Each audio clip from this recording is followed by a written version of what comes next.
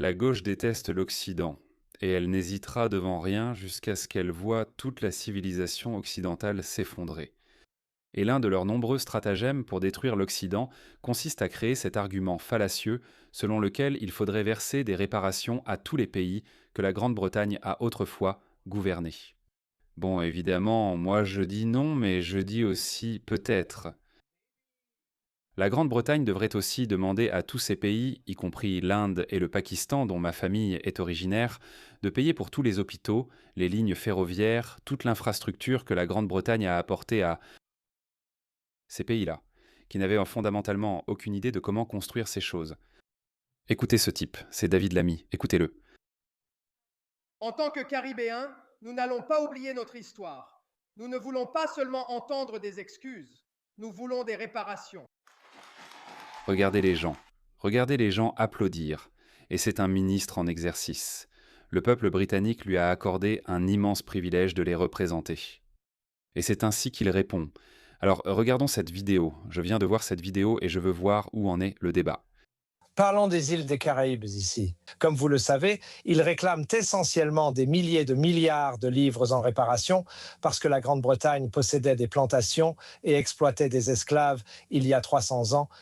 Ils exigent maintenant aussi que nous cédions des territoires dans le cadre de notre compensation à ces pauvres gens.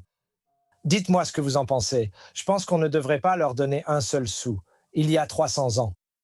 C'est ridicule. C'est ridicule. Je ne comprends même pas pourquoi on accorde de l'attention à ces gens-là. Dis-leur simplement qu'on ne vous donnera jamais un sou. Alors, taisez-vous. Non seulement ça, mais la raison pour laquelle on leur donne du temps d'antenne, c'est parce que nous sommes infiltrés par des fous socialistes, marxistes et gauchistes. Ce sont eux. Vous savez quoi, la plupart du temps, ce n'est même pas eux. Ce ne sont même pas les autochtones, ou ce ne sont même pas les anciennes colonies qui créent ces débats. C'est la gauche qui a créé ces débats. C'est mon avis là-dessus, très érudit d'ailleurs. Mais passons à l'analyste des politiques sociales, le docteur Rakib Aysen. Bonjour Rakib. Bonjour Kevin, comment vas-tu? Je vais bien. Vous savez, bien sûr, l'esclavage est une chose terrible, mais c'était il y a 300 ans.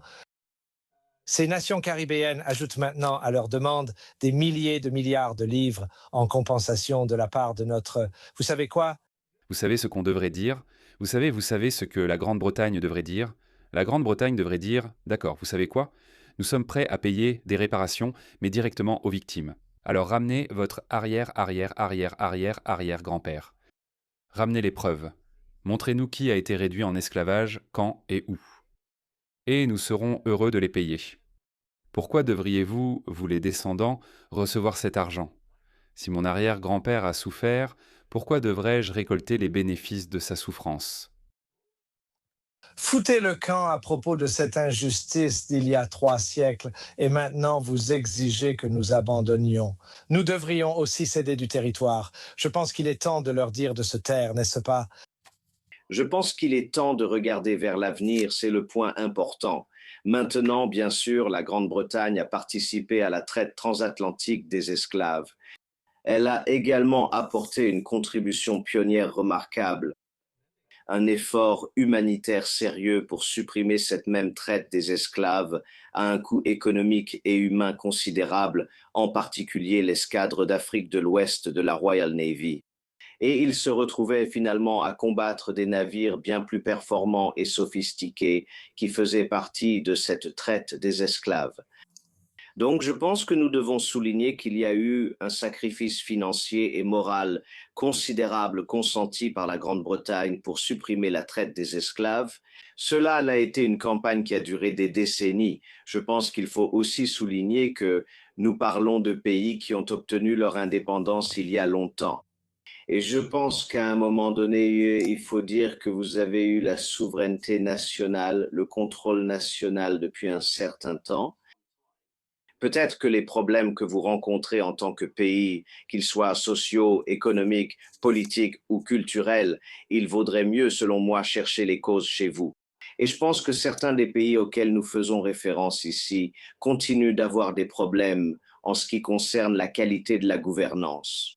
Et je pense que ce discours constant sur les réparations, c'est un problème, selon moi, Je pense qu'au final, le Royaume-Uni devrait encourager un agenda vraiment tourné vers l'avenir. On peut parler de construire des relations à l'ère moderne dans un esprit d'égalité et de partenariat en utilisant des associations comme le Commonwealth pour approfondir la coopération en matière de commerce, d'investissement, d'éducation et de santé.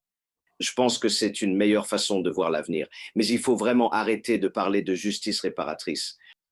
Oui, en effet. Maintenant, la principale revendication de ces pays des Caraïbes. Je voulais ajouter un point que j'ai découvert récemment. Sais-tu pourquoi les Hongkongais pleuraient en 1997? Ils ne voulaient pas être libres. Ils ne voulaient pas aller en Chine. Et devine quoi? Aujourd'hui, nous en avons un, deux, trois, quatre, cinq. Nous avons 5 pays dans les Caraïbes qui sont encore sous domination britannique. Ils sont toujours gouvernés par le Royaume-Uni. Anguilla, île Vierge britannique, île Caïman, Montserrat, îles turques et caïques. Pourquoi? Tu sais pourquoi? Parce qu'ils disent « S'il vous plaît, ne partez pas, sinon nous ne saurions pas gouverner nos pays. » Et je l'ai déjà dit, il y a tellement de gens, surtout de la génération de mes parents, il y a tellement de gens là-bas qui disent encore « Tu sais quoi? Confiez le Pakistan à l'Amérique parce que l'Amérique c'est la superpuissance d'aujourd'hui, parce qu'ils idéalisent une époque où l'Inde était sous la domination britannique. Mais aujourd'hui, ces communistes, ils disent « Payez-nous des réparations, taisez-vous, pas de réparations pour vous. » Et si vous poussez l'homme blanc à bout, il va revenir et ramener la sauvagerie médiévale. D'accord. La Grande-Bretagne devrait leur faire payer, vu les avantages qu'ils obtiennent. 15 pays des Caraïbes ont envoyé des délégations à Londres pour plaider non seulement en faveur de réparations financières, mais aussi territoriales. Ils ont proposé de s'attaquer aux conséquences du colonialisme extractif. Et la principale revendication portera sur la cession, la remise des possessions britanniques aux îles turques et caïques, à Anguilla, à Montserrat, aux îles Vierges britanniques, aux îles Caïmans et aux Bermudes. Eh bien, la réponse est non. Et aussi, vous savez, tout ce débat, s'il vous plaît, indemnisez-nous pour des crimes qui ont eu lieu il y a 3 siècles. Je trouve cela puéril, c'est infantile, c'est ridicule. Nous devrions leur dire d'arrêter. Arrêtez de nous faire perdre notre temps avec ces revendications absurdes parce que nous n'allons pas vous donner un centime. Comme vous le dites très justement, engageons un dialogue d'adultes sur la façon dont nous pourrions peut-être les aider à avancer. Mais revenir en arrière et exiger des milliers de milliards de livres ainsi que la restitution de divers territoires, ils essaient simplement de forcer la main et cela n'arrivera pas. Je pense que d'une part, comme il a mentionné les îles turques et caïques et les îles Caïmans, je crois qu'il les a mentionnées. Mais d'un côté, il demande des réparations. De l'autre, ils restent britanniques principalement parce que leurs populations ont toujours préféré rester britanniques plutôt que de devenir indépendantes ou de rejoindre un autre pays. Mais c'est quoi ce délire? Regardez les avantages qu'ils obtiennent. La sécurité. Le Royaume-Uni est responsable de la défense et peut fournir de l'aide en cas d'urgence. La stabilité économique.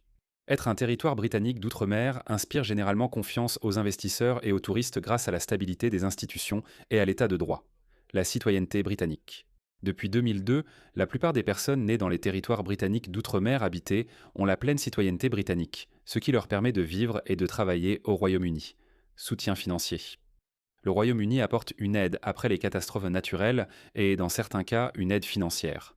Par exemple, le Royaume-Uni a dépensé des sommes importantes pour soutenir Montserrat. Je n'en ai jamais entendu parler, donc je suis désolé si je prononce mal le nom de cette petite île, après les éruptions volcaniques tant qui ont commencé en 1995 préférences politiques. De nombreux habitants s'identifient donc fortement au territoire tout en accordant de l'importance à leurs liens constitutionnels avec le Royaume-Uni. Il y a eu des occasions d'accéder à l'indépendance, mais il y a généralement eu peu d'enthousiasme public à ce sujet.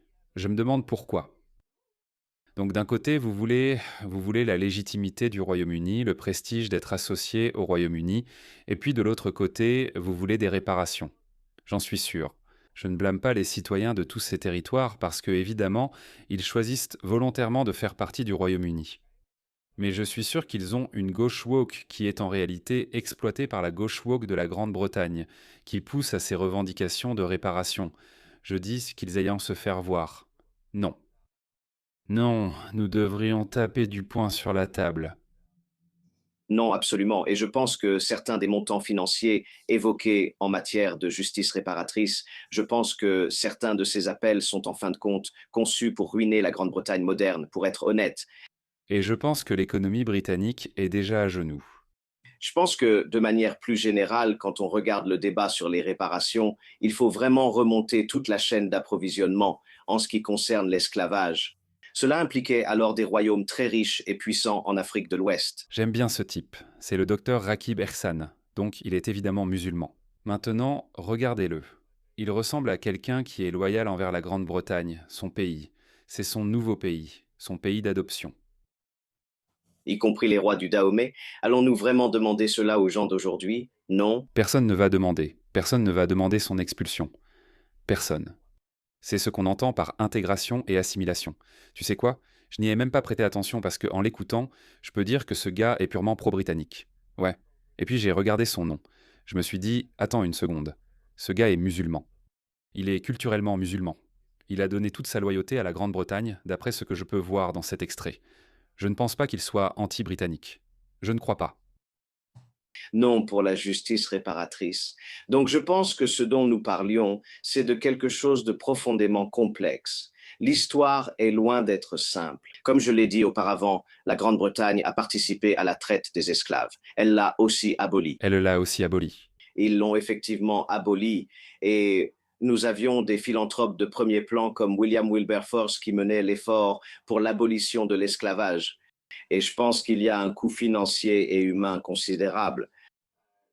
William Wilberforce était une telle force que c'est grâce à lui et parce qu'il était contemporain du capitaine Cook. C'est la raison pour laquelle l'esclavage n'a en fait jamais commencé en Australie. L'Australie n'a pas d'histoire d'esclavage. Ils n'ont pas réduit en esclavage les aborigènes parce que la Grande-Bretagne était devenue une civilisation qui disait non à l'esclavage. Que la Grande-Bretagne a encouru en cela. Je le répète souvent, si l'Australie avait été conquise par des musulmans, il n'y aurait eu aucun aborigène ni culture aborigène. En insistant sur la traite des esclaves. Donc je pense que, comme je l'ai dit précédemment, Kevin, je pense que nous devons aller de l'avant. Nous parlons ici d'États-nations indépendants. Dans l'esprit de se tourner vers l'avenir, parlons de la façon dont nous pouvons créer de nouveaux liens en matière de commerce et d'investissement, comment nous pouvons renforcer les partenariats éducatifs, comment il peut y avoir une plus grande coopération environnementale. Je n'aime vraiment pas l'idée de justice réparatrice.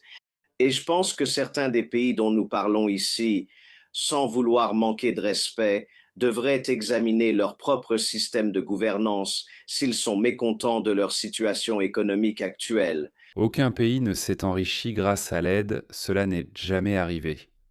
Savez-vous combien d'aide est envoyée en Afrique et dans d'autres pays du tiers-monde? Ils ne sortent jamais de la pauvreté parce que, pour l'atténuer, il faut améliorer son économie. Et comment fait-on cela? En construisant des choses. D'accord. En ajoutant de la valeur au système. C'est comme ça qu'on augmente son économie. C'est comme ça qu'on agrandit le gâteau. Et c'est comme ça. Et si vous leur donniez 1 milliard ou 10 milliards de dollars, que pensez-vous qu'il arrivera ensuite? Ça va être dépensé. Qu'est-ce que vous allez faire? Donc non. C'est pour ça que ces gens qui gagnent à la loterie des dizaines de millions de dollars finissent par faire faillite après quelques années parce qu'ils ne savent pas comment utiliser cet argent. C'est pareil pour les réparations. Donc non, pas de réparation. On ne devrait même pas envisager ça. En fait, la seule fois où on devrait envisager cette idée de réparation, c'est quand on s'en moque.